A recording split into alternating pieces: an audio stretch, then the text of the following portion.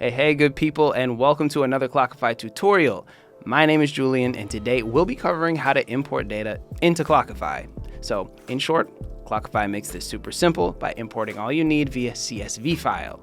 So, I'll take you through each step of the process, go over the different types of data you can import, how to properly format your file, and show you how to avoid common issues and mistakes to make sure that everything runs smoothly.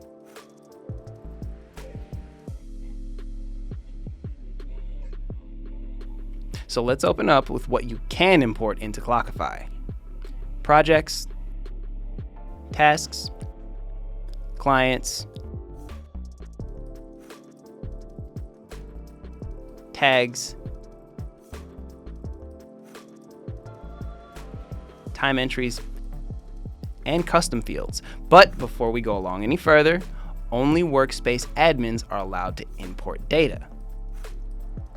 Another key note is that when you import time entries, some reference projects or tasks that don't already exist, Clockify will create them automatically, so long as the file is formatted correctly. If you need help formatting your file, go to our help page where you can download a sample CSV template for reference when you're making your own. To prepare your file, you can use Excel, Google Sheets, or a simple text editing software.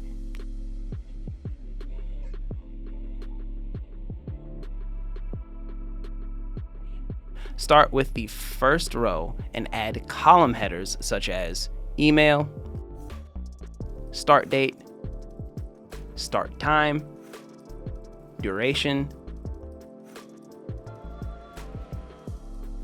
task, project, and so on. So, for example, if you only list projects in your header, only projects will be imported. Same goes for tags and clients. For tasks, you need its project, the client name, and the task name. And for time entries, you need all of the required properties like a user's email, duration, start time, and date, and optional like description, project, etc. Under each header, add the corresponding values for each entry.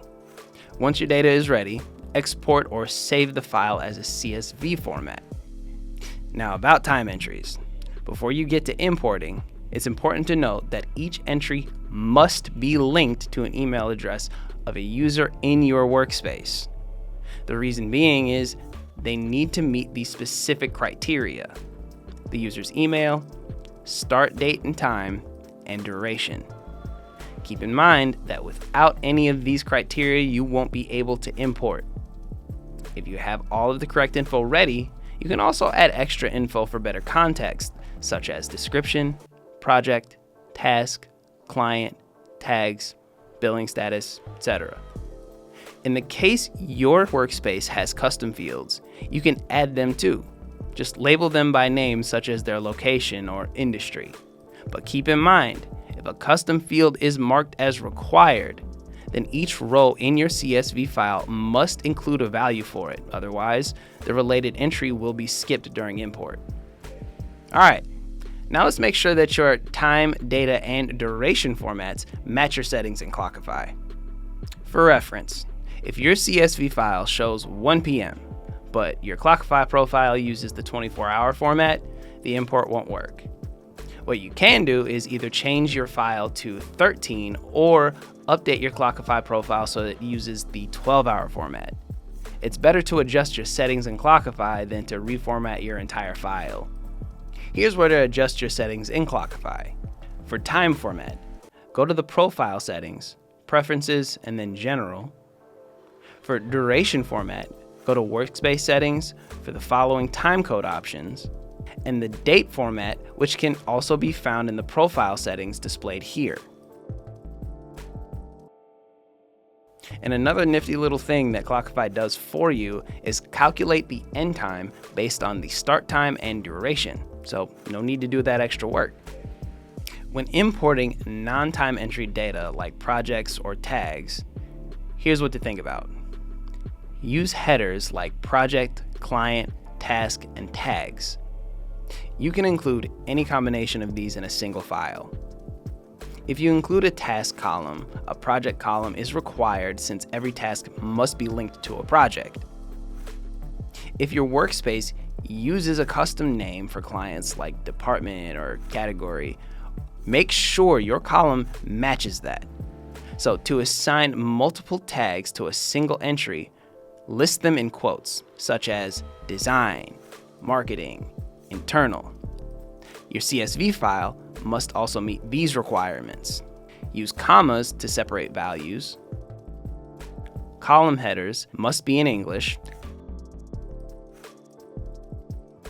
There are a few more things to avoid, like blank rows or columns, misspelled headers, because they must match Clockify's naming exactly, special characters or leftover formatting from other tools.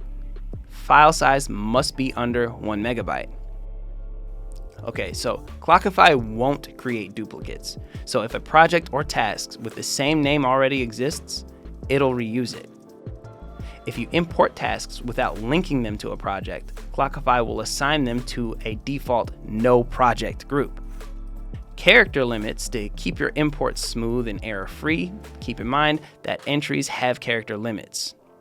Descriptions can be a bit longer, up to 3,000 characters, tasks up to 1,000, projects up to 250, and clients and tags are limited to 100 characters each.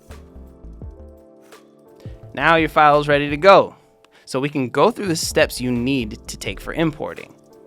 First, click on your workspace name in the top left corner and open the workspace settings. Click on the Import tab and ready your data in the CSV file.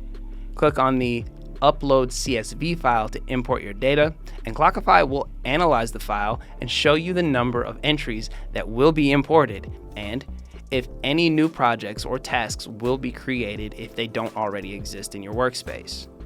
Once you've looked everything over, hit Start Import, and that's all there is to it.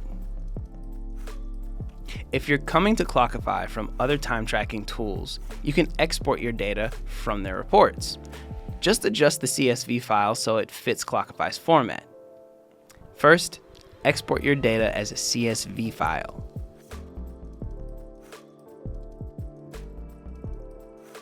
Next, open the file in a spreadsheet tool, and then adjust the column headers to match Clockify's format. So for example, change notes to description or hours to duration, like it is in some other tools. After that, reformat dates and times as needed, and one more important thing. Make sure that the email addresses in your CSV match the ones used in your Clockify workspace. If they don't match, Clockify won't be able to assign those time entries correctly. And that's it for importing data into Clockify, from time entries to projects and everything in between.